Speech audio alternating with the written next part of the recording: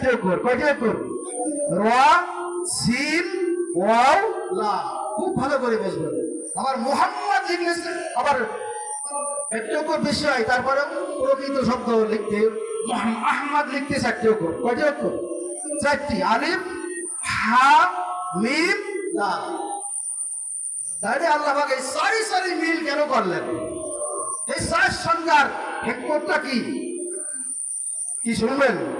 এই 4 সংখ্যার আপনারা জীবনে হয়তো এই ওয়াজ কোনোদিন শোনেন নাই, কেউ শুনেছেন? এই 4টি শব্দ দিয়ে আল্লাহ পাক কেন মিল করেছেন এই ওয়াজ জিন্দেগিতে শোনেন নাই, আজকে ভালো করে শুনে যান।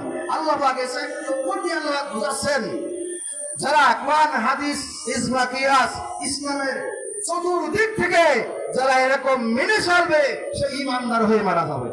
বলুন আলহামদুলিল্লাহ। সে আল্লাহর দলে দলভুক্ত হয়ে মারা যাবে, সে রাসূলের দলে দলভুক্ত হয়ে মারা যাবে। কিয়ামতের ময়দানে ওই নেতা, ওই পাতি নেতার কথা তাকে স্মরণ হবে না, ওই নেতাকে ডাকবে না, সে ডাকবে একমাত্র আল্লাহকে। কাকে ডাকবে জোরে বলুন? কিন্তু দল করতে হবে আমাদের কোরআনের দল। কিসের দল জোরে বলুন? আল্লাহ পাক এই কোরআনুল কারীমের মধ্যে বলেছেন, উলাইকা হিজবুল্লাহ, এই সমস্ত লোকেরা হলো আমি আল্লাহর দল। আর যারা কোরআনের বাইরে চলবে, নিজের মন গড়া আইন বিধান অনুযায়ী চলবে, আলেম ওলামার বিরুদ্ধে কথা বলবে, কোরআনের বিরুদ্ধে কথা বলবে, আইন জারি করবে, নিজের ইচ্ছা মতো চলবে, যা খুশি তাই করবে, নো চিন্তা প্রভৃতি, এটা হলো কাফের, মুনাফিক, বেঈমান, মুশরিক। জোরে বলেন নাউজুবিল্লাহ। এদের ঠিকানা জাহান্নাম, আর এটা হলো শয়তানের দল। এরা হলো কার দল? উলাইকা হিজবুশ শাইতান। এই শয়তানের দলেরা জাহান্নামে যাবে।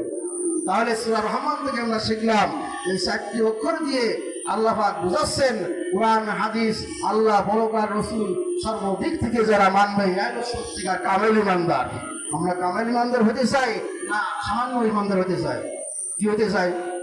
আরো জোরে জবান খোলেন, বলুন কামেল ঈমানদার। কামেল ঈমানদার হলে বৈশিষ্ট্য, ইন্নামাল মুমিনুনা আল্লাযীনা ইযা যুকিরাল্লাহু ওয়াজিলাত কুলুবুহুম ওয়া ইযা তুলিয়াত আলাইহিম আয়াতুহু